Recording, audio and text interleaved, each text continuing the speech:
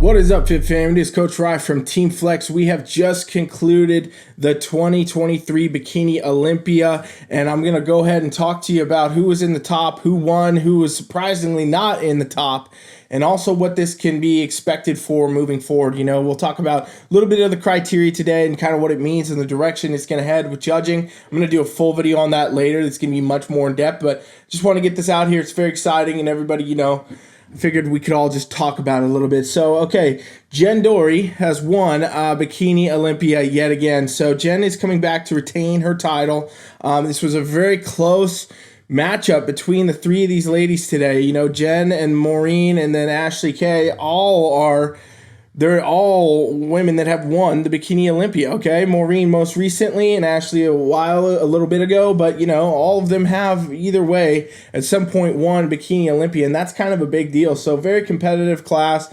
I know based on just comments and things conversations I've been having today and stuff, that people are very surprised by this being the top three in some sense. There was a lot of athletes that people thought should have been here that weren't, but this is the top three, and we got Jen Dorie taking it home again, and here's why I think that happened, okay? So if we look at Jen, she's got the fullness to the shoulder here.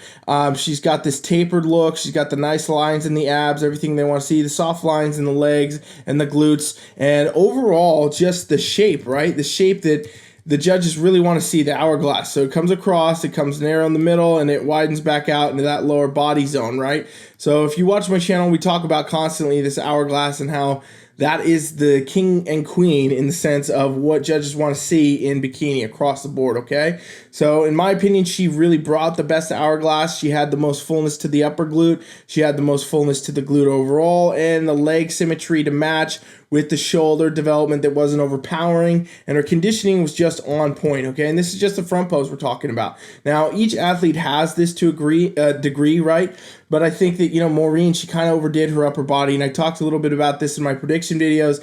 I thought her upper body was looking a little bit too overdone, and I think that's really what she ended up doing here, was kind of bringing a little bit asymmetry. From this front pose, her upper body, to me, overpowers that glute. It's just not the same.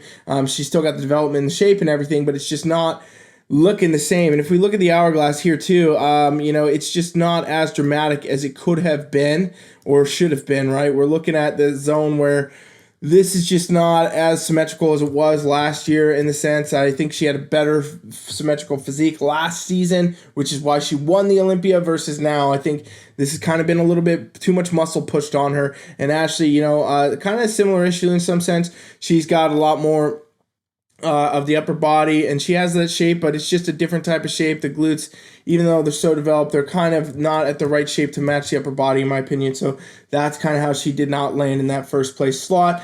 So let's look at the back pose though, because we always talk about everything being won from the back in bodybuilding, and that's the same with bikini too. So this is an interesting pose here, you know, where basically we can see the total differences as far as where these physiques really landed. So we got a lot of similarities first. We got the shoulders, everything here, fullness. All the athletes have that. Jen, I think it matches best for her, and that's hence, you know, scoring point for her. Tapered look here is good on Jen. Tapered look is good on Ashley. Maureen, it's a little bit harder to see. I think she did her hair, like I said, too long in the sense she's had that issue before, and it's kind of masked her again to where even I saw in the live stream it was covering her glute at some point. So that's an issue too that I think could have played in. But overall, I think that Jen just has the most symmetrical physique as far as it goes. Symmetry in bikini, it's everything. It's that hourglass up and down. It's what judges want to see, and I think she had the better symmetry from the upper body to the glutes. She's got this, you know, the soft lines here between the glutes and the ham tie, that zone there. That's where judges want to see that. It's just showing well. I think Maureen overdid from the back pose this kind of glute fullness a bit. I mean, it's interesting to think, like I said, that, you know, the front pose, it looks almost like glutes are asymmetrical, and the back pose, it almost looks like they're overpowering. So I think overall could have been some posing stuff, could have been just some way that she peaked, some way she tried to fill it out. I don't know, but I think it was overdone in the sense, and I feel like Jen just had a much more symmetrical zone there. So that's kind of how she ended up winning it and how she landed. I would say these are very close in points, all these athletes across the board, and this is a really good example of the criteria that judges want to see, all right? So It's something you want to take note of as an athlete. If you want to be competing in the next season and you are a coach or somebody like that, coaching athletes, you want to take note of what judges are saying here with these statements they make with physiques and some of the top, athletes that everybody want to see, like Issa and Laura Lee and stuff like that did not make it. So I actually had Laura Lee in my number one slot in my prediction video. You'll know there's some blatant things that happened with her physique that I saw on stage that took her out of that. That's going to be really relevant for you all out there to know, and I'm sure you want to know too if you're a Laura Lee fan. So we'll talk about that in some separate videos coming up.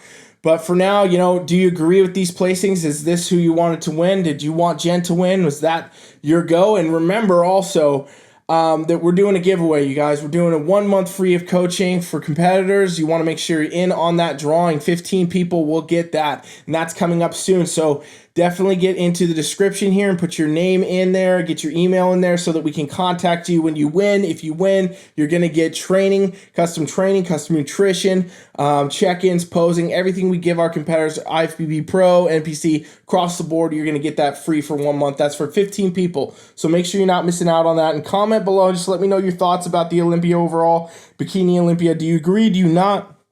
Did your favorite person win? Let me know. Thanks for watching. Coach Rye is out.